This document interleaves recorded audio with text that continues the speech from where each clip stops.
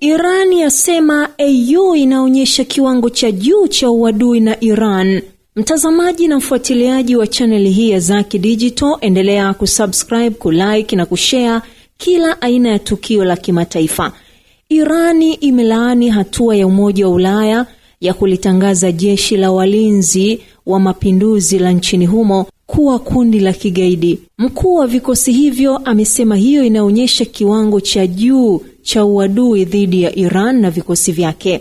Amesema matokeo ya uamuzi huo yatakuwa pia na athari kwa wanasiasa wa Ulaya katika siku za usoni, huku waziri wa mambo ya nje wa Iran Abbas Araghchi akiushutumu Umoja wa Ulaya kwa kuzidisha moto kwenye ukanda huo na kufanya kosa kubwa la kimkakati. Mawaziri wa mambo ya nje wa Umoja wa Ulaya walifikia uamuzi huo siku ya Alhamisi katika mkutano uliofanyika mjini Brussels na mkuu wa sera za kigeni wa umoja huo Kaja Kallas, akisema kwamba utawala wowote unaowaua maelfu ya watu wake unajiangamiza wenyewe.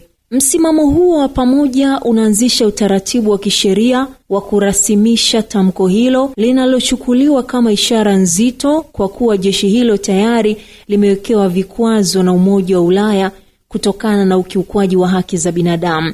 Katika hatua nyingine, waziri wa mambo ya nje ya Iran amemuita balozi wa Ujerumani nchini humo Axel Dittmann, na kulingana na mkurugenzi wa wizara hiyo Jenerali Alireza Yusuf, ametoa wito huo, na huu unafuatia matamshi ya kansela wa Ujerumani Friedrich Merz yaliyotaja kama uingiliaji usio na maana yeyote kwenye masuala ya ndani ya Iran. Merz alipozungumzia hatua kali zilizochukuliwa na mamlaka dhidi ya waandamanaji katikati ya mwezi huo, amesema ikiwa mamlaka inaweza kusalia madarakani kwa kutumia nguvu, ni wazi imekwisha poromoka, na kuongeza kwamba kilichokuwa kinashuhudiwa ni siku za mwanzo za utawala wa Iran.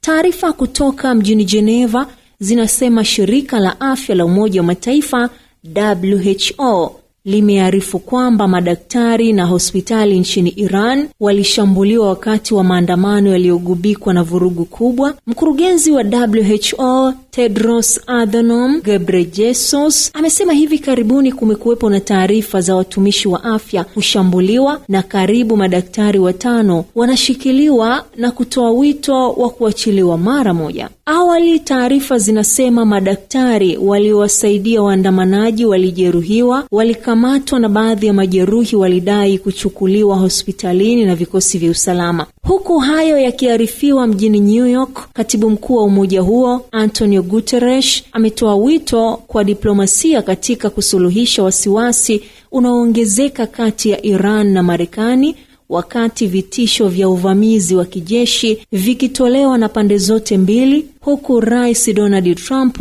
akishinikiza Tehran kufikia makubaliano ya nyuklia. Guterres amewaambia waandishi wa habari kwamba kuna uhusiano wa kuwepo kwa mazungumzo yatakayozifikisha pande hizo kwenye makubaliano ya nyuklia, na hilo ndilo litakalozuia mzozo unaoweza kuwa na athari mbaya zaidi kwenye ukanda huo. Mapema leo Trump amenukuliwa akisema anapanga kuzungumza na Iran ili kupunguza mvutano ulio